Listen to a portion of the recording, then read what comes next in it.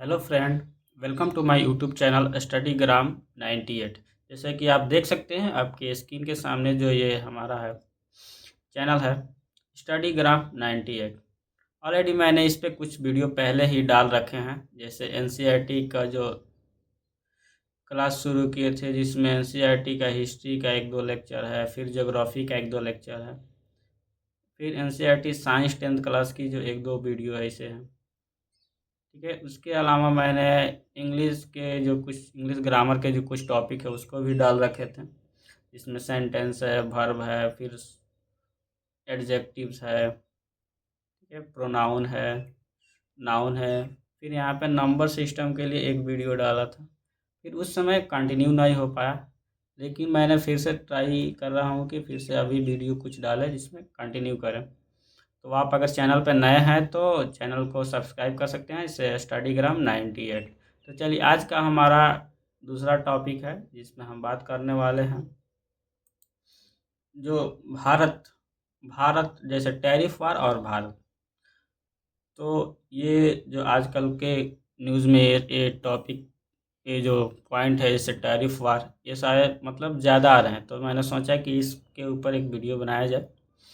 तो सबसे पहले टैरिफ वार होता क्या है? तो टैरिफ वार ये होता है, जैसे कोई देश अपने अंदर आने वाला, जैसे दूसरे देशों से कोई चीज़ उसके अंदर आ रहा है, आयात हो रहा है, तो उसके ऊपर कुछ टैक्स लगाता है, जिसको हम लोग टैरिफ बोलते हैं। ठीक है, तो टैरिफ लगाना, अब कोई देश ज़्यादा लगाता है, कोई देश कम लगाता है। जिस देश के साथ अगर कुछ किसी दूसरे देश के साथ उसका कैसा संबंध है, इस चीज़ पे भी टैरिफ निर्भर करता है। तो भारत के साथ और देशों के साथ क्या संबंध है, खासकर यहाँ हम अमेरिका के साथ करने वाले हैं, क्योंकि अमेरिका से हमारा व्यापार ज़्यादा होता है। ठीक है, तो इसमें हम लोग सबसे पहले समझेंगे टैरिफ वार का मतलब क्या है। तो टैरिफ वार तब होता है जब एक देश एक दूसरे के आयात पर उच्च टैरिफ यानी शुल्क लगाते हैं, जिससे व्यापार में क्या होती है, बाधा उत्पन्न होती है और आर्थिक तनाव बढ़ता है। 2025 में अमेरिका और जो भारत के बीच जो टैरिफ नीतियों को लेकर तनाव बढ़ा है, खासकर अमेरिकी जो राष्ट्रपति डोनाल्ड ट्रंप की जो पारस्परिक टैरिफ नीति है, उन्हीं के कारण ऐसा हुआ है। इसलिए टैरिफ लगाना भी किसी देश की एक मजबूरी होती है, ताकि कोई बाहरी देश ज़्यादा से ज़्यादा प्रोडक्ट हमारे देश में मतलब कि आयात कर लें। फिर उसके बाद वो जो चीज़ें अगर कम दाम में बिकती है, तो हमारे यहाँ की जो लोकल प्रोडक्ट है, लोकल जो इंडस्ट्री है, उनको नुकसान पहुँचता है। ठीक है, लोकल जो जितने सारे जो छोटे उद्योग हैं, उन सभी पर उसका प्रभाव पड़ता है, क्योंकि बाहरी देश जो विकसित देश है, वो कोई वस्तु को बहुत कम दामों में उसका मैन्युफैक्चर करके फिर यहाँ पे कम दाम में बेच सकते हैं, जिससे हमारे देश का जो लोकल मतलब इंडस्ट्री है, लोकल प्रोडक्ट है, उन सभी को यहाँ के जो भी लोकल लोग हैं, जो स्थानीय जितने सारे मतलब कि और मतलब आर्थिक नीति और आर्थिक मतलब जितने सारे कारक हैं, सब पे मतलब इसका प्रभाव पड़ेगा। तो फिर देखते हैं आगे क्या है। 2025 में भारत अमेरिका टैरिफ का तनाव का जो कारण था, उसमें हम देखते हैं बात क्या हुई। अमेरिकी टैरिफ की घोषणा 27% मतलब अमेरिका ने टैरिफ की घोषणा कर दी। अप्रैल 2025 में ट्रंप ने भारत सहित कई देशों पर 27% की पारस्परिक टैरिफ लगाए, जो 9 अप्रैल 2025 से लागू हुआ।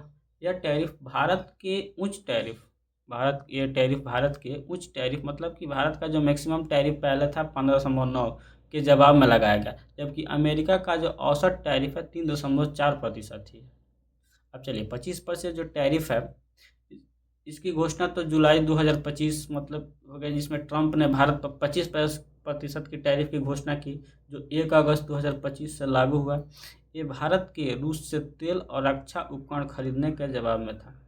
देखिए, अमेरिका का और रूस के साथ जो आपसी संबंध अच्छे नहीं हैं। अगर भारत कोई चीज़ अगर रूस से आयात करता है, तो उस पे अमेरिका की नाराज़गी बनती है, उसके वजह से वो भारत के ऊपर कुछ टैरिफ लगा सकता है, या ऐसे ही कुछ कर सकता है। तो ये खास करके ये देखा जा रहा है कि भारत जब रूस से तेल और रक्षा उपकरण का आयात कर रहा है, खरीद रहा है, तो इसके जवाब में अमेरिका ने क्या है, 25% का टैरिफ लगाया।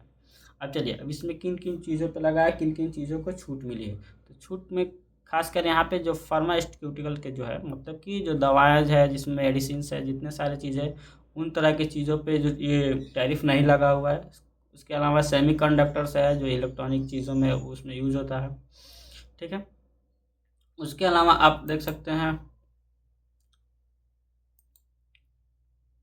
एक मिनट, सेमीकंडक्टर्स है, उसके अलावा कॉपर जो है, कॉपर जैसे क्षेत्रों में टैरिफ की छूट दी गई जिससे भारत में दवा उद्योग को राहत मिल सकती है। उसके अलावा भारत के ये टैरिफ जब अमेरिका ने भारत के ऊपर लगाया तो उसके जवाब में भारत की क्या प्रतिक्रिया रही? तो भारत ने जवाबी टैरिफ लगाने की बजाय बातचीत को प्राथमिकता दी। बातचीत को प्राथमिकता इसलिए दी क्योंकि अगर हम भी उसके बदले और ज़्यादा टैरिफ लगाए, इससे क्या होगा कि चीज़ों की कुछ ऐसी चीज़ें जो हमारे यहाँ नहीं बनती वहाँ हमको आयात करना पड़ता है। तो अमेरिका ज़्यादा लगाया तो हमको उन चीज़ों में मजबूरी में उन चीज़ों को लाना पड़ेगा, उसमें ज़्यादा टैरिफ के साथ उन चीज़ों को लाना। इससे बेहतर है कि दोनों देशों का आपसी संबंध मतलब बिगाड़ने से अच्छा है कि अगर बातचीत के साथ अगर ये चीज़ें सॉल्व हो जाती है तो अच्छी बात है। फरवरी 2025 में भारत ने मोटरसाइकिल इसकी जैसे उत्पादों पर टैरिफ को कम किया और अमेरिका ऊर्जा और रक्षा उपकरणों के आयात बढ़ाने का वादा किया। जैसे खासकर हम लोग अमेरिका से ज़्यादातर रक्षा उपकरण है वो चीज़ खरीदते हैं। ठीक है, तो वो हम पे टैरिफ लगाए तो उसके जवाब में अगर हम भी बढ़ाते हैं तो हमें जो रक्षा के जो उपकरण है वो सभी मतलब हम अमेरिका से ही ज़्यादा प्राप्त करते हैं, तो इसमें दिक्कत आ सकती है। इसलिए हमने बातचीत का तरीका अपनाना अच्छा समझा। मई 2025 में भारत ने टैरिफ अंतर को 13% से घटाकर 4% कर दिया। मतलब टैरिफ अंतर क्या है कि हमने उस पर कितना टैरिफ लगाया और अमेरिका ने हमारे ऊपर कितना टैरिफ लगाया पेशकश की, जिसमें 60% टैरिफ लाइनों पर शुल्क शून्य करने और 90% अमेरिकी सामानों को तरजीह पहुंच देने का प्रस्ताव शामिल था। इसके अलावा जैसे ये जो टैरिफ है इसमें विश्व व्यापार संगठन का क्या कहना है? भारत ने विश्व व्यापार संगठन WTO में जवाबी कदम की योजना बनाई, जैसे अमेरिकी स्टील और एल्युमिनियम पर 25% शुल्क, लेकिन अभी इन्हें लागू नहीं किया गया। भारत में WTO में मतलब ये मतलब कदम उठाने की घोषणा मतलब की है, बातचीत कर रही है, मतलब कि अभी लागू नहीं हुआ है कि हम भी उस पे क्या करेंगे 25% का शुल्क लगाएं। किन चीज़ों पे? अमेरिकी जो स्टील चीज़ है, स्टील और एल्युमिनियम का जो जो भी मतलब आयात होगा उस पर। अब इस पे प्रभावी क्षेत्र क्या है? अब ये टैरिफ इतना लगने से प्रभावित क्या क्या क्षेत्र प्रभावित हो सकते हैं? तो चलिए, प्रभावित में जो हमारा निर्यात प्रभावित होगा, क्योंकि भारत से जो टेक्सटाइल है, जो कपड़े मतलब कपड़े उद्योग है उनके चीज़ें जाती हैं। उसके अलावा रत्न और आभूषण, ऑटो पार्ट्स और समुद्री खाद्य जैसे क्षेत्र सबसे ज़्यादा प्रभावित होंगे। इनका निर्यात मूल्य मतलब लगभग $23 बिलियन है। ये सारी चीज़ें हम क्या करते हैं? अमेरिका को निर्यात करते हैं। ठीक है, सुरक्षित क्षेत्र क्या है? फार्मास्यूटिकल्स, मतलब कि जो दवा और मेडिसिन ड्रग्स का जो उद्योग है उसमें ये जो हमारा है $9 बिलियन का निर्यात करता है। और आईटी सेवाएं जो इंफॉर्मेशन जो सर्विसेज है उसमें जैसे TCS, इन्फोसिस जैसे टैरिफ से कम प्रभावित होगी, क्योंकि अमेरिका ने सेवाओं पर टैरिफ नहीं लगाया। मतलब कि इन चीज़ों पे टेक्सटाइल, रत्न आभूषण, ऑटो पार्ट्स, समुद्री जो खाद्य चीज़ें हैं उन पे टैरिफ का मतलब प्रभाव रहेगा। लेकिन जो दवा कंपनी है, दवा मतलब दवा से रिलेटेड जितनी सारी चीज़ें हैं, उसके बाद आईटी सेक्टर के जितने सारी चीज़ें हैं, TCS ये सब कंपनी है, इनकी जो प्रोडक्ट जाते हैं उन पे कोई टैक्स नहीं रहेगा इस तरह का। उसके अलावा ठीक है, आगे है MSME पर क्या मतलब कि छोटे जो उद्योग है उन पे क्या असर पड़ेगा? तो जो टेक्सटाइल और रत्न जैसे क्षेत्रों पर जो सक्रिय है इन पे लगेगा टैक्स, प्लस टैरिफ का सबसे ज़्यादा असर पड़ेगा क्योंकि उनमें कीमत स्पर्धा रातों रात कम हो जाएगी। देखिए, टैरिफ ज़्यादा जैसे हमारी चीज़ें वहाँ पे ज़्यादा टैरिफ के साथ जाएगी तो हमारी चीज़ें वहाँ पे हमारी मजबूरी होगी कि महंगी बेचनी पड़ेगी। इससे क्या होगा कि वहाँ के जो लोकल मार्केट में हमारा प्रोडक्ट जो है उस पे मतलब कि उससे स्पर्धा नहीं कर पाएगी। हमारा दाम हमारा प्रोडक्ट का जो वैल्यू होगा ज़्यादा मतलब होगा, उसका दाम ज़्यादा होगा तो वहाँ के लोग मजबूरन हाँ अपने देश की चीज़ें ज़्यादा खरीदना पसंद करेंगे, क्योंकि जो चीज़ें महंगी है उसे कौन खरीदेगा। इस तरह से वहाँ के लोकल जो उद्योग है उससे फ़ायदा होगा, इसलिए तो अमेरिका ने ऐसे मतलब टैरिफ इतना ज़्यादा लगाया है। अब इसका आर्थिक प्रभाव क्या है? तो आर्थिक प्रभाव में हम देख सकते हैं जैसे GDP पर असर पड़ेगा। विशेषज्ञ जो कुछ है मानते हैं, जैसे UBS है, फिर ICRA है, ये सारे जो विशेषज्ञ है, ये जो संस्था है, उनका अनुमान है कि भारत के जीडीपी वृद्धि में 0.2 से 0.5% की कमी आ सकती है। इस टैरिफ से भारत के जो जीडीपी पे असर पड़ेगा, मतलब 0.2 से 0.5 के प्रतिशत की कमी आने की संभावना है। अब देखिए, प्रतिस्पर्धा से लाभ किसको, भारत लाभ किसको होगा, तो भारत पर 25 से 27% टैरिफ अन्य देश जैसे चीन पर 34%, वियतनाम पर 46%। जैसे हाँ, भारत से भी ज़्यादा इन देशों पर चीन, ऐसे तो अमेरिका और चीन का मतलब कि जमता नहीं है, इसलिए उन पर ज़्यादा लगा है। ऐसा चीन पर 34% और फिर वियतनाम पर उन्हें 46% का टैक्स लगाया हुआ की तुलना में कम है, जिससे भारत को कुछ क्षेत्रों में प्रतिस्पर्धा का लाभ मिल सकता है। भारत पर 27% लगाया है, फिर भी और सब देशों से कुछ कम ही है। जैसे चीन में 34% लगा हुआ है टैरिफ और वियतनाम में 46%, तो उससे तो कुछ राहत मिलने की संभावना है। निवेश में क्या असर पड़ेगा, तो अमेरिकी टैरिफ के कारण जो कंपनियां जैसे एप्पल, सैमसंग, जो विदेशी कंपनियां चीन और वियतनाम के उत्पादन भारत में स्थानांतरित कर सकती है। ऐसा क्यों कर सकती है, क्योंकि चीन में हमने देखा कि अभी 34% जो टैरिफ लगा हुआ है, तो ये जो कंपनियां हैं चीन में जाने के बजाय भारत में आना ज़्यादा पसंद पड़ेगी, क्योंकि वहाँ पे जो 34% टैरिफ है, तो 34% से अच्छा है कि 25% या 27% ही हो जाए, जिससे भारत में रोजगार और निवेश बढ़ सकता है। अब चलिए, इसके अलावा इस टैरिफ का भू राजनीतिक दबाव पर क्या असर पड़ेगा। ट्रंप ने भारत के रूस से तेल और रक्षा उपकरण खरीदने पर आपत्ति जताई, जिसके कारण अतिरिक्त दंड की धमकी दी गई। इसके अलावा ट्रंप सरकार ने ये भी कहा कि और भी टैरिफ बढ़ा सकते हैं, चाहे और भी कुछ अतिरिक्त जो है दबाव बना सकते हैं। इससे भारत ने रणनीतिक स्वायत्ता बनाए रखने पर जोर दिया, लेकिन भारत का भी अपना स्टैंड है।